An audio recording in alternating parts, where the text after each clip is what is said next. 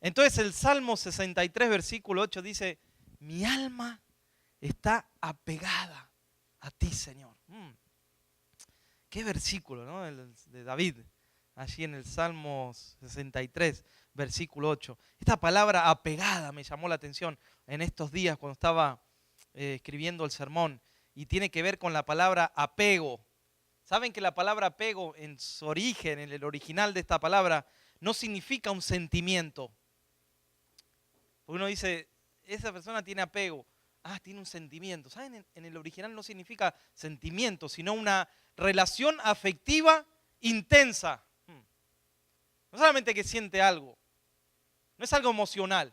Tiene una relación que es afectiva porque hay amor, pero también es intensa. Y esto es lo que está queriendo decir el salmista cuando dice, mi alma está pegada a ti. No solamente que es una relación emocional que tengo contigo, Señor, que hoy me siento bien y te busco, y si mañana no me siento bien, bueno, pues te buscaré otro día.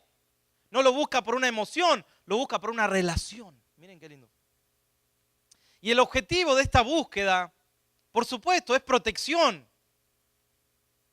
Pero el salmista está buscando protección en Dios. Y es una protección que es incondicional. Gloria a Dios, que es incondicional, ¿no? Que Dios no pone una condición solamente, ¿no? Sino que se hace por amor, por una relación afectiva, intensa. Y nosotros usamos mucho este apego, lamentablemente a veces lo usamos mal, pero hoy vamos a hablar de cuando lo usamos bien, este apego que desarrollamos. Y lo hacemos para sobrevivir. Bueno, ahí están los bebés, ¿no? Los bebés desde pequeñitos tienen un apego a su mamá, ¿no? Más los varones. Y cuando tienen 40, 50 años tienen más apego todavía, algunos. Mami, amá, le dice uno que yo conozco a su mamá. Hay un montón de adjetivos allí. Qué lindo ese amor. Pero ese apego a veces no es tan bueno cuando está muy cerca, cuando está muy pegado. Pero eso es algo que los bebés tienen, ese apego, porque se sienten seguros. Y David aquí es como un bebé espiritual, vamos a decir así, que necesita ese apego de su Señor, pasando por tiempos difíciles. Necesita ese apego. Y es un instinto de supervivencia. Es un instinto que tenemos. El apego, de supervivencia que tenemos. Y espiritualmente también lo tenemos. Es un instinto que nos lleva ¿a dónde? Al Señor. Que nos lleva a Dios. Así como el bebé, yo pensaba estos días, busca el calor, la protección, el alimento. Así el creyente, tú y yo, necesitamos buscar a nuestro Padre Celestial. Buscar protección, buscar calor, buscar alimento. Entonces David allí en la Biblia ha escrito muchos salmos. Pero él expresa en una parte, Dios mío, eres tú.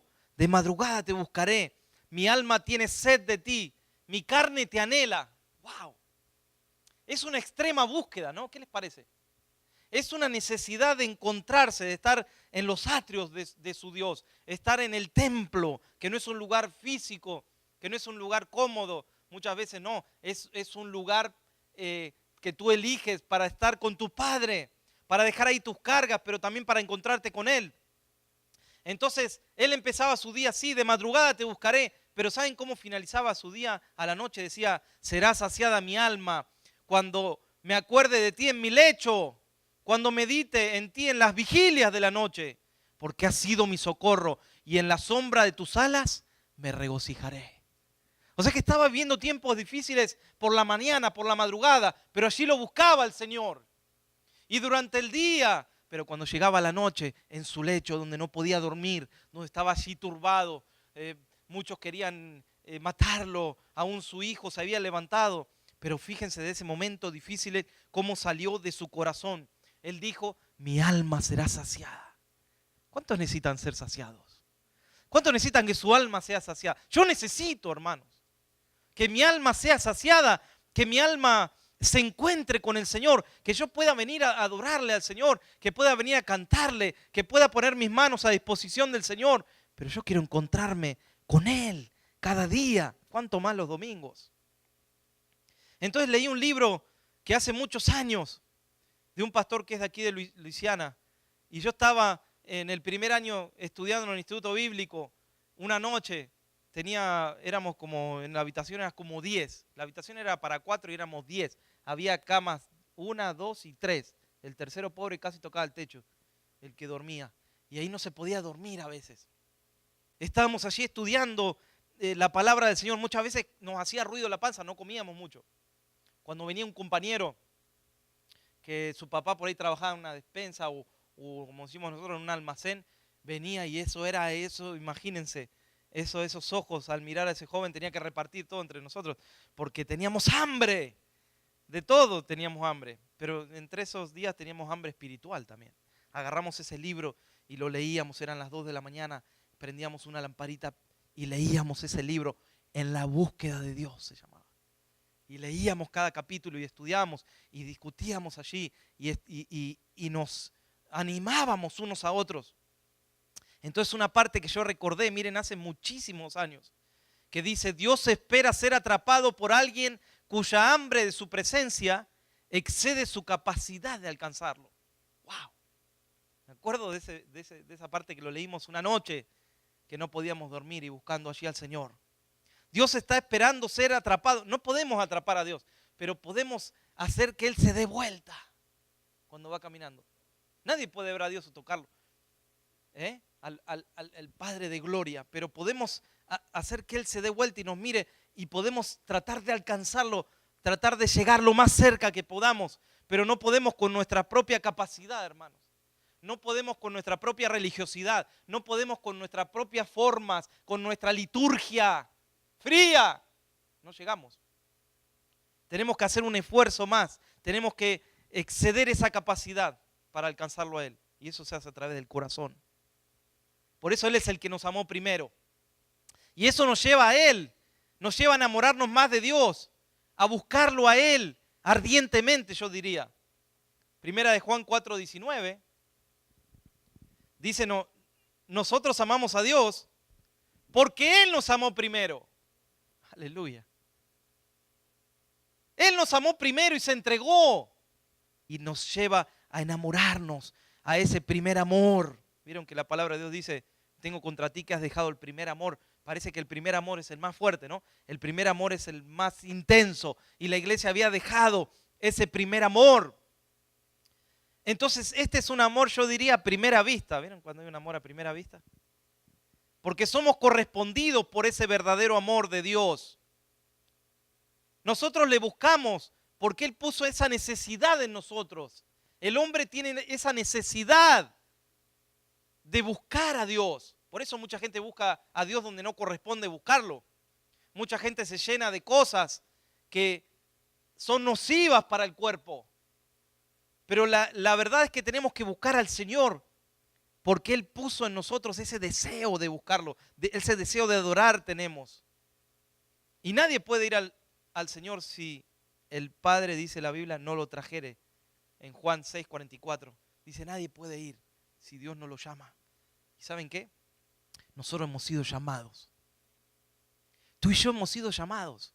La Biblia dice: desde antes de la fundación del mundo ya Dios tenía planes. En la Biblia somos desafiados a buscar a Dios. Porque yo diría hay un impulso que nos lleva a conocerle al Señor. Y siempre que termino el domingo, vuelvo a mi casa, les confieso algo, con una insatisfacción en mi corazón, lleno de Dios, claro que sí. Alegre, por supuesto, gozoso más que alegre. Con gozo en mi corazón, pero con una insatisfacción. Llego a mi casa y mi esposa que me conoce, llego a mi casa, me arrodillo, lo primero que hago en mi cuarto y le pido al Señor: Señor, estoy insatisfecho, sé que hay más de ti, Señor. Sé que esto fue una gloria, Señor, pero tiene que haber más de ti, Señor. Tiene que haber algo más, Señor. Tiene que haber algo que tú puedas hacer, Señor.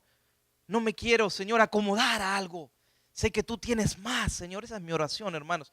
Saben, a veces me despierto, si no siempre, pero a veces me despierto con esa oración. O me acuesto diciendo: no puedo hoy acostarme sin haber estado contigo, Señor. Te amo, Señor. Quiero conocerte porque sé que hay más de ti, Señor. Mi alma está pegada, dice el salmista. Él quería acampar, él quería estar en ese refugio, en ese lugar secreto, donde están los que buscan a Dios. Y los buscadores de Dios son aquellos que anhelan conocer la presencia de Dios, que no se conforman con algo. Muchas personas que son muy religiosas, en lo profundo de su corazón, sienten un gran vacío, hermanos. Muchos me lo han dicho. Sin embargo, se han acostumbrado a cumplir con el Señor, pero sienten ese vacío en su corazón. Hay algo que les dice, tiene que haber más, pero no saben cómo buscar, no saben cómo acercarse. Por eso Dios desea que nos transformemos en esos buscadores, porque eso va a hacer también que perseveres en las cosas del Señor. Cuando estás lleno del Señor, todo cuesta menos. Aún una consejería cuesta menos. Aún orar por alguien, predicar cuesta menos. Cuando la presencia de Dios está en nosotros. Cuando la palabra también, por supuesto, está en nosotros cada día. Ahora hay un problema en estos tiempos. Demasiadas personas ocupadas. Demasiadas personas apartadas. Enojadas con el Señor o con los miembros de la iglesia. Personas que tienen mucha letra, mucho conocimiento. Dice que conocen a Dios porque pueden recitar versículos. Personas que dicen, yo sé cómo es el servicio, conozco los detalles del servicio, conozco cuántas alabanzas se van a cantar. Esas personas dicen, se cantan siempre 7 y hoy se cantaron 6. Conocen cuántas, conocen cuánto dura el servicio, sabe dónde se sientan cada miembro, saben quién ora por las ofrendas también. Ahora va a pasar fulanito para dar las ofrendas, para orar.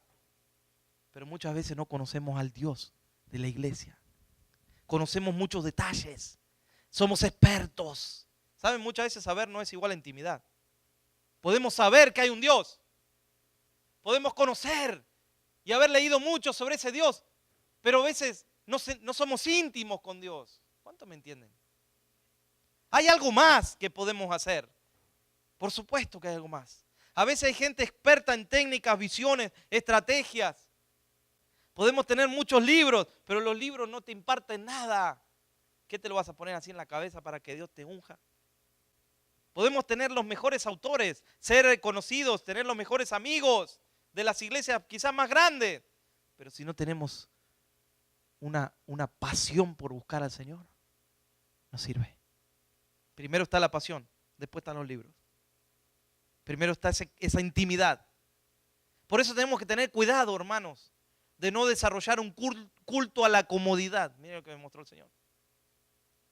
Cuando a veces desarrollamos un culto a la comodidad, estamos cómodos con nuestro cómodo pastor, con nuestro cómodo templo, con nuestro cómodo círculo de amigos, de tal forma que olvidamos millares de personas insatisfechas, heridas, agonizantes, que pasan por nuestra cómoda iglesia.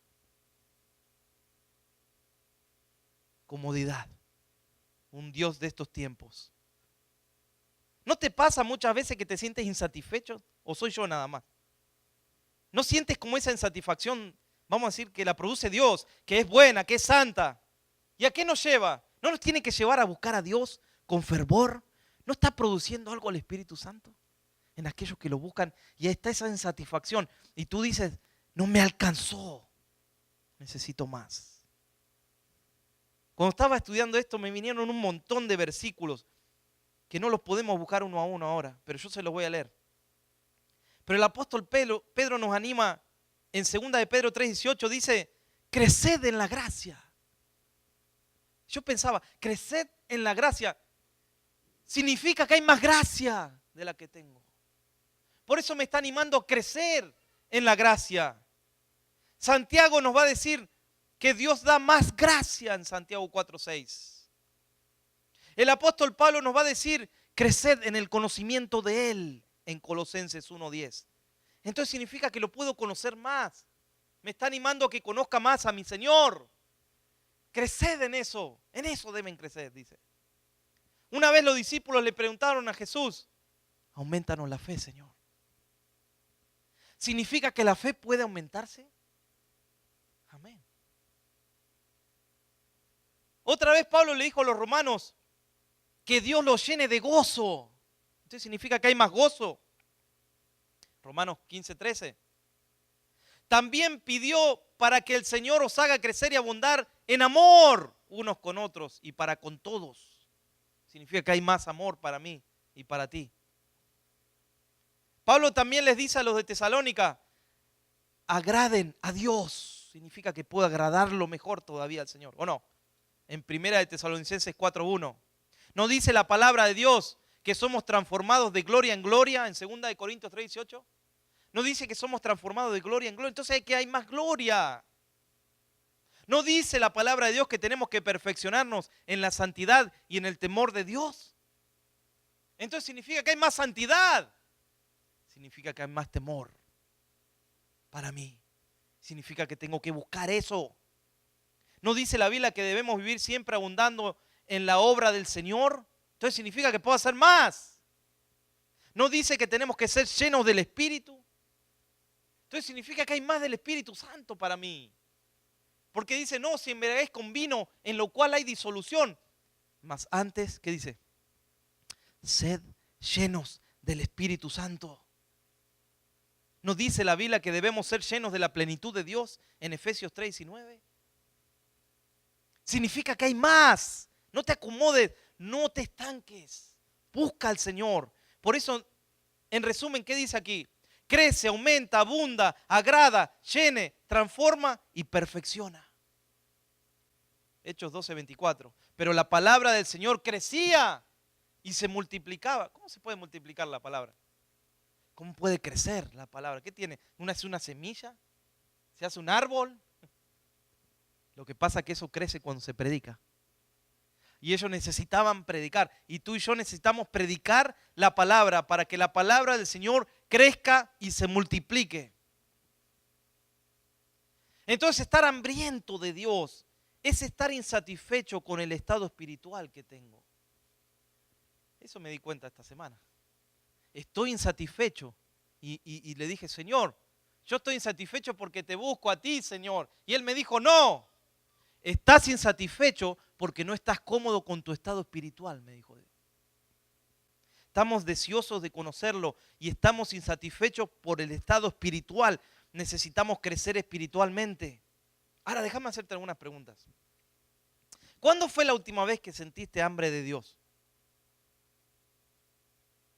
¿Cuándo fue la última vez que te preparaste en tu corazón en oración para venir a la casa de Dios? ¿Cuándo fue la última vez que te preparaste para venir? ¿Cuándo fue la última vez que renegaste para venir a la iglesia? Que dijiste, ahora tengo que ir a la iglesia. Y renegaste, hiciste tiempo, y tardaste en cambiarte, y tardaste en hacer lo otro solamente para atrasar el tiempo, porque está renegando uno. ¿Cuánto hace? ¿Cuándo fue la última vez que uno reniega? ¿Cuándo fue la última vez que ayunaste? ¿Cuándo fue la última vez que ayunaron? No me lo digan. Pues Dios está buscando que nos preparemos. Y eso fue el ministerio de Juan el Bautista. Dice que él vino ¿a qué? A preparar el camino del Señor. Ahora sí, busquemos Mateo capítulo 3. Mateo capítulo 3, versículos 1 al 3. En aquellos días vino Juan el Bautista predicando en el desierto de Judea y diciendo, arrepentíos porque el reino de los cielos se ha acercado. Pues este es aquel de quien habló el profeta Isaías cuando dijo, voz del que clama en el desierto, preparad el camino del Señor, enderezad sus sendas. ¿Cuántas veces quizás lo hemos leído este versículo? Y no sé si te has dado cuenta que lo que estaba permitiendo allí nuestro Señor es enviar a Juan el Bautista, ¿para qué? Para que los que estaban allí preparen su corazón, preparen el camino del Señor. Entonces el camino del Señor hay que prepararlo. No tengo dudas que hay que prepararse, hermanos. Las cosas no suceden mágicamente. Las cosas no suceden por arte de magia.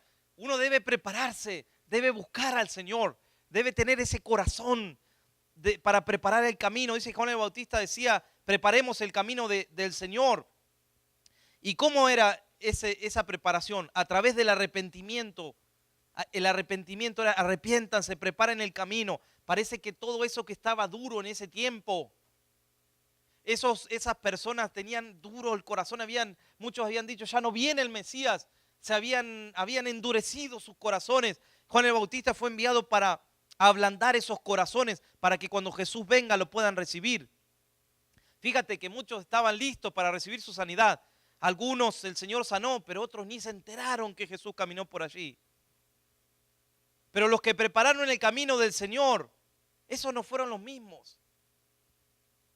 A través de ese bautismo en aguas, un bautismo de arrepentimiento, hacían actos para preparar su corazón. Y todo depende del corazón. Amén. Por eso mientras estaba haciendo el sermón esta semana, el Señor me dijo que Dios nos está llamando a las aguas. Me empezó a hablar eso, ¿sí? Sentí esa voz del Señor que me dijo, Dios nos llama a las aguas. Dios nos llama a las aguas. Y cuando digo a las aguas, no me refiero al agua natural. Me refiero a que Dios está llamando a no mirar las cosas de lejos. Dios nos está llamando a involucrarnos en muchas cosas. Hoy quiero hablar un poquito de eso. Dios nos está llamando a acercarnos a Él. Métete en las aguas del Señor. Ven, dice el Señor, involúcrate, ven más cerca. Dios te llama a las aguas cuando te invita a entrar en su presencia. ¿Saben, hermanos? Cuando estamos adorando al Señor. Cuando estamos adorando al Señor, aquí los músicos están tocando. Tú tienes que estar allí en tu banco tratando de entrar a la presencia de Dios. No tratando uno de esperar a ver cuándo se termina porque el que no se prepara en eso no entiende que debe entrar a la presencia de Dios. ¿Cuántos dicen amén? O sea, si yo puedo llegar una vez tarde, como siempre decimos, no hay problema, a veces tenemos niños pequeños. Hay un montón de factores que Dios lo sabe, hermano. Dios no nos juzga.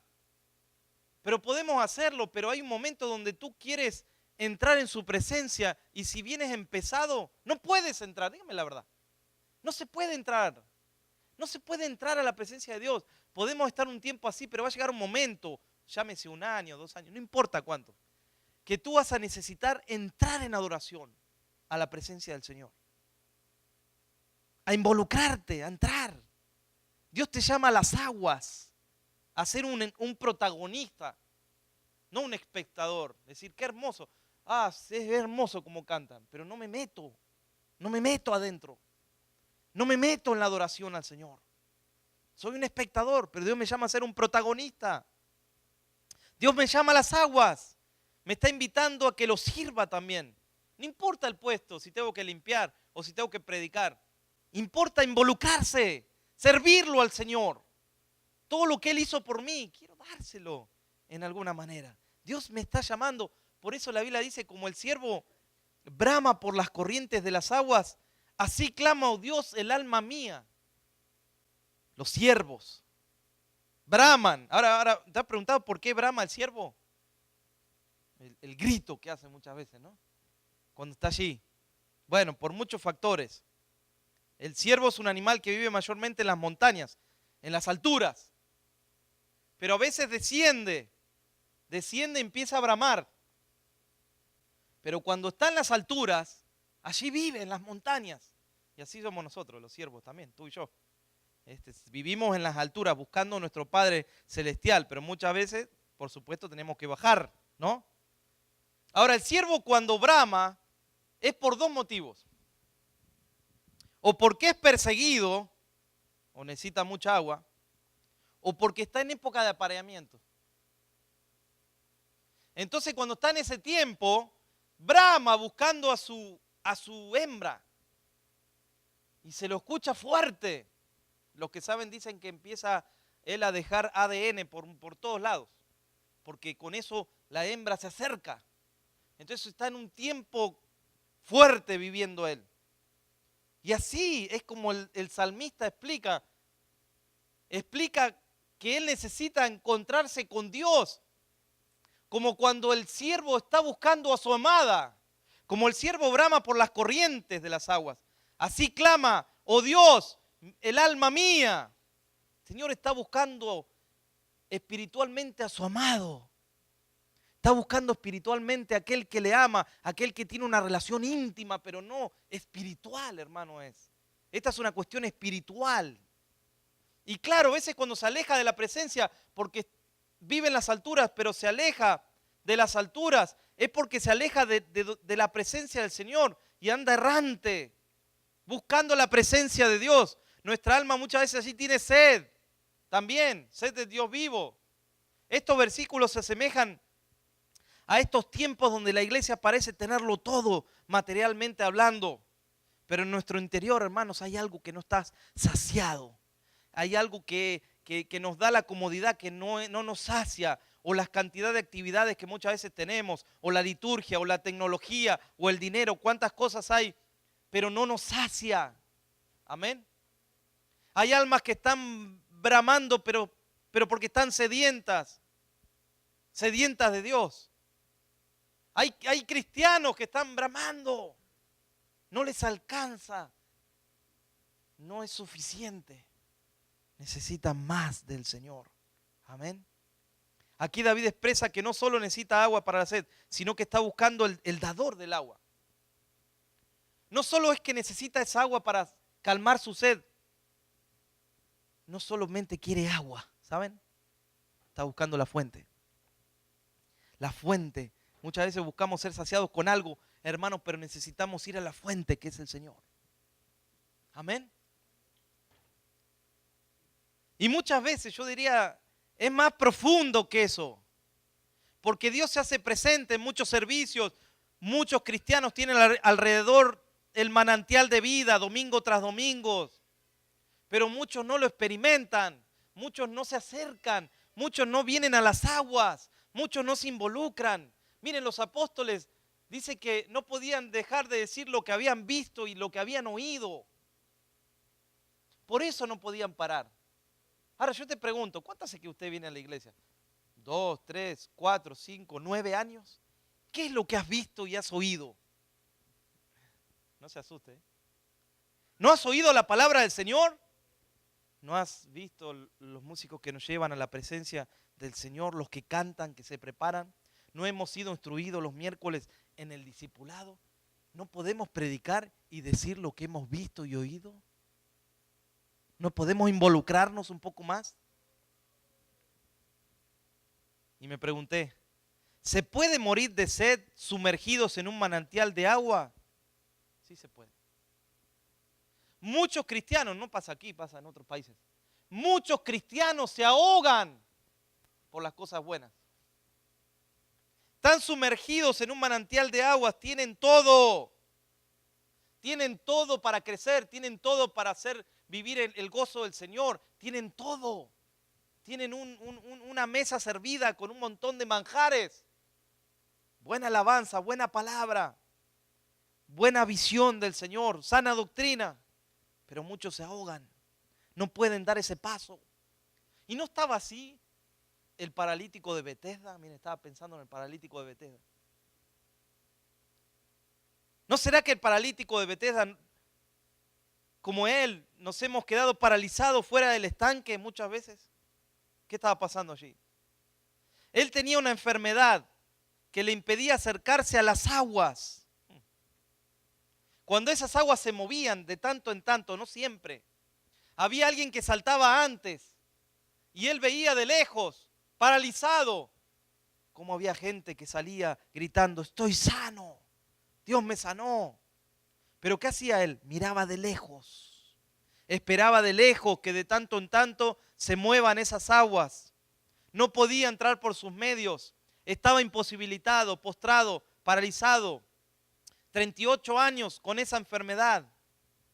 Pero se le acercó Jesús al ladito de él y le dijo, ¿quieres ser sano?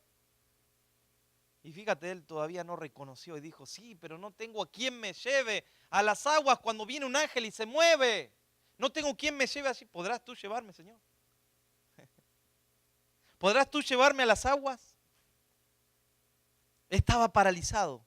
Aun cuando Jesús se acercó a él, y yo les digo algo, cada domingo Jesús se acerca a nosotros. Cada domingo la presencia de Dios está moviéndose aquí.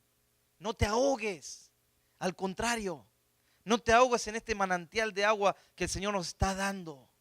Domingo tras domingo, Dios habla, Dios se mueve, su palabra es predicada, hay llamados al altar, hay invitación a adorarle, hay un manantial, yo diría un océano de Dios. Pero todavía hay personas sedientas, ahogadas, tristes, amargadas, fracasados, muchos deprimidos, porque no toman el paso de ir a las aguas. Zaqueo estaba mirando arriba del árbol, ¿no? Porque era pequeñito, así, chaparrito era. Entonces Jesús, imagínense, iba caminando Jesús. No es que iban 3 o 4 ahí alrededor. Iban centenares apretando, buscándole. Por eso se tenía que ir Jesús a orar a otro lado. Porque quería estar tranquilo, hermano. ¿Cuántos quieren estar tranquilos? No, pastor, es que él era espiritual. No, sí, era espiritual, por supuesto. Pero no, quería irse a descansar. Lo volvían loco al Señor. Lo tocaba, le tocaban su manto, le trataban de... Entonces Zaqueo dijo, yo me voy a avivar. Me voy a subir arriba al árbol. Y de ahí, ¿quién me baja? De ahí veo todo. Entonces se subió arriba al árbol Zaqueo. Y Jesús pasó y lo vio ahí arriba, ¿no? A Zaqueo, ¿qué les parece? ¿Y qué le dijo? Cuando Jesús llegó a aquel lugar, mirando hacia arriba, le vio y le dijo, Zaqueo, date prisa, miren, le dijo. Desciende, porque hoy es necesario que pose en tu casa. Entonces él descendió a prisa y le recibió gozoso. Eso está en Lucas 19, 5 al 6. Es necesario que bajes de ese árbol. Acércate, Zaqueo, bájate de ahí, no te alejes, no te pongas en otra posición. Tienes que acercarte, acércate a las aguas. Era necesario que se involucre, que venga. Era necesario que esté cerca de Jesús, no allá arriba. ¿Y Jesús qué le dijo? Date prisa, no tardes en hacer eso. Rápido, bájate de ahí, porque es necesario que entre a tu casa. Miren, lo tercero que dice ahí. Es necesario que entre a tu casa, Zaqueo. Es necesario que te des prisa. Es necesario que lo recibas con gozo al Señor. Y fue tremendo lo que pasó allí. Jesús entró a la casa de Zaqueo, pues Zaqueo, mejor dicho, lo dejó entrar a su casa. Porque Jesús le dijo, es necesario que vaya a tu casa, pero él podía haber dicho, no, a mi casa no entres. Versículo 8. Entonces Zaqueo, puesto en pie, dijo al Señor, he aquí, Señor, la mitad de mis bienes doy a los pobres, y si en algo he defraudado a alguno, se lo doy cuadruplicado. Jesús entró a la casa de un hombre cobrador de impuestos, que cobraba y hacía cosas que no debía. De más, cuando la presencia de Dios estuvo ahí, ¿sabe qué sintió Zaqueo? Sintió que algo estaba mal, que algo había hecho mal, y dijo, la mitad de mis bienes doy a los pobres, y si en algo he defraudado a alguno, se lo devolveré cuadruplicado. Tercero, Pedro estaba en la barca. Jesús le había dicho, vayan en la barca, yo voy a estar orando. Pero en la mitad, ¿qué pasó? En la mitad, allí en Mateo capítulo 14, de la última parte del versículo 26 al 31, se levantó una tempestad, ¿no? Una tormenta. Y ellos más que nada, tenían conocimiento, vamos a decir así, de pesca. Así que ellos dijeron, no hay ningún problema, nos pasó siempre. Pero se ve que la tormenta se puso fea. Entonces dijeron, la última parte del versículo 26, cuando se acercó Jesús dijeron, es un fantasma. Versículo 27, pero Jesús les habló diciendo, calma, soy yo, no tengan miedo. Entonces Pedro le respondió, Señor, si eres tú, ordena que yo vaya hasta ti sobre el agua. Ven, dijo Jesús. Pedro entonces bajó de la barca y comenzó a caminar sobre el agua en dirección a Jesús. Pero al notar la fuerza del viento, tuvo miedo y como comenzaba a hundirse, gritó, sálvame, Señor. Al momento Jesús lo tomó de la mano y le dijo, qué poca fe tienes. ¿Por qué dudaste, Pedro? Esa barca, hermanos, ¿saben qué significa? Yo hice un simbolismo en este día. Esa barca simboliza el lugar en que nosotros creemos que es seguro, que ahí estamos cómodos, que ahí no tenemos ninguna fricción o ahí no tenemos ninguna... Ahí estamos cómodos, ¿no? Y a veces estamos cómodos en el Señor. Uno dice, ¿sabe, pastor? Yo no tengo problemas con nadie en la iglesia. Bueno, gloria a Dios. No es cuestión de que uno tenga problemas. Pero también no tiene problemas porque no se involucra. Porque no comparte, no tiene amigos, no sirve al Señor. Uno empieza a servir al Señor y siempre hay alguna fricción, siempre hay alguna cosita que es normal. Hay que sobreponerse a eso. Dios empieza a tratar también con nuestro corazón y empieza a tratar con otros a través de nosotros. Trata con otras personas. Siempre hay alguna cosita, pero eso es porque te involucraste con el Señor. Pero ellos estaban en un lugar cómodo donde se sentían seguros porque ellos tenían conocimiento de pesca, así que les había agarrado seguramente en la noche una tormenta. Esa barca habla de lo cotidiano, de lo que sabemos hacer humanamente. Experiencia humana. Sí que tenía Pedro, ¿cómo no iba a tener? Ahora, tenían dos opciones. Tratar de pasar esa tormenta con los recursos naturales o confiar en que Jesús estaba en control. Pero como estaban en ese miedo, no pudieron ni siquiera ver a Jesús.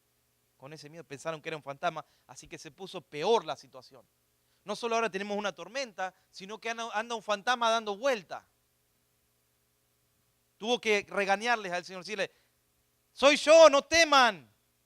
Y cuando Pedro vio a Jesús, le dijo, Señor, si eres tú, o sea, todavía no sabía si era él. Si eres tú, Señor, manda que yo camine como tú caminas. Imagínate cuando se está hundiendo todo y cuando hay una tormenta y humanamente saben que se van a morir ahogados. Tú harías lo mismo. Quiero caminar sobre el agua. Ahí está, miren. Esa es la mejor expresión de lo que estoy hablando. Se involucró, quiso caminar, quiso experimentar, quiso meterse en el lugar de donde él no estaba cómodo, no estaba seguro humanamente. Salió de la barca, de la comodidad. ¿Y qué dijo? Quiero caminar, y empezó a caminar por el agua. ¿Saben la experiencia que habrá sido? Se involucró, prefirió jugársela para Dios. Pero empezó a caminar por el agua. Y al ver los vientos y al ver la tormenta, sacó su mirada del Señor. Y al ver la tormenta dice que empezó a ahogarse, a hundirse, se empezó a hundir. Pero el Señor dice que estuvo ahí, su mano lo sostuvo, amén. Su mano, su diestra, lo levantó al Señor. ¿Saben? Son tiempos donde debemos involucrarnos. Cuando uno se involucra, crece espiritualmente, se desarrolla. Empieza su corazón a ser también sanado, porque cuando uno empieza a servir al Señor, ahí empiezan a haber cosas, quizás de alguna discusión o algo que no nos gusta, y eso nos lleva a la presencia del Señor. Y eso es personal de cada uno. Nos lleva a la presencia del Señor y decir, Señor, ¿por qué me duele esto? ¿Por qué, Señor, me siento así? Sáname, Señor. Son tiempos de buscar a Dios, hermanos. Son tiempos difíciles. Estamos viviendo tiempos muy adversos. Muchos se están enfriando. En los últimos tiempos dice que el amor de muchos se enfriará. Yo no quiero que tú ni yo seamos de aquellos que nos enfriamos para el Señor, sino de aquellos que somos buscadores de Dios. ¿Cuántos están dispuestos a buscar al Señor?